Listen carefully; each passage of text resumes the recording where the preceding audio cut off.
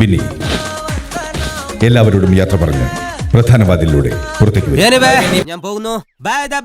ഉണ്ടായിരുന്നു big boss house. അതൊരു ഒറ്റ വാക്കിലൊന്നും പറഞ്ഞ വല്ലാത്തൊരു ചോദ്യം. രണ്ട് വരിയിലത് പറയാൻ പണിയാണ്. വല്ലാത്തൊരു ചോദ്യം. ഇമാതിരി ചോദ്യം ചോദിക്കുന്നത് ഞാൻ പറയത്തുള്ളൂ. അത് ഔചിത്യം എന്നൊരു സാധനമുണ്ട്.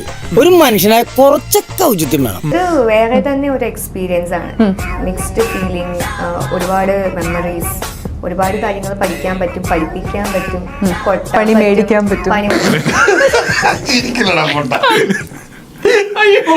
ബിഗ് ബോസ് എനിക്ക് മറ്റേ കിറ്റ് തരാൻ മറന്നുപോയി, ബ്രഷും ഇതൊക്കെയുള്ള. അപ്പൊ 2 ദിവസം ഞാൻ പല്ല് തേക്കാനായിട്ട് ബ്രഷ് ഇല്ലാണ്ട്. എന്നിട്ടെന്താ പല്ല് വെച്ചില്ലേ? പല്ല് തേച്ചു, കൈ വെച്ചിട്ട് ഞാൻ 2 ദിവസം മാനേജ് ചെയ്തു.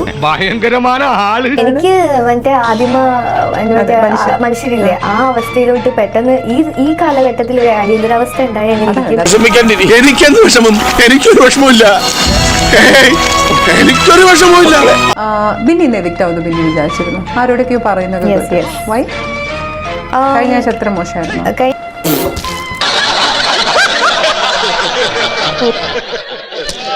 ബിന്നിക്ക് PR ഉണ്ടോ? എനിക്ക് PR ഞാൻ കൊടുത്തിട്ടല്ല വന്നത്. ഫസ്റ്റ് ഓഫ് ഓൾ എനിക്ക് PR കൊടുക്കണ്ട എന്നാണ് പറഞ്ഞത്.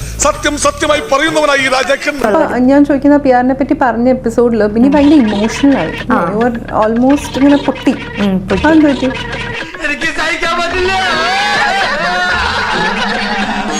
ഈ കുത്തിത്തിരിപ്പ് എന്നുള്ളൊരു പേര് കിട്ടിയല്ലോ, ആ ഒരു ടാഗ് കൊണ്ട് പിന്നെ പുറത്താക്കിയെന്ന് തോന്നുന്നുണ്ടോ? അതിന്റെ മാസ്റ്റർ പീസാണ്. അതിൽ കൈവെക്കാൻ ആരെയും അനുവദിക്കില്ല. എന്തായാലും ബിഗ് ബോസിൽ വരുമ്പോൾ ചീത്തപ്പേര് കിട്ടും, സ്വാഭാവികം. അതൊക്കെ പ്രതീക്ഷിച്ച് തന്നെയാണ് ഇങ്ങോട്ട് വന്നത്. മൈൽഡ് ആയിട്ടുള്ള ചീത്തപ്പേരാണല്ലോ. ഹൃദയപൂർവ്വം മോഹൻലാൽ. ഇതിലും വലിയൊരു ഗിഫ്റ്റ് എനിക്ക് കിട്ടാനില്ല. I am so happy. എനിക്ക് കപ്പ് കിട്ടിയ സന്തോഷം തന്നെ. കരയടാ, ഇനിയെങ്കിലും നിനക്കൊന്ന് കരഞ്ഞൂടെ?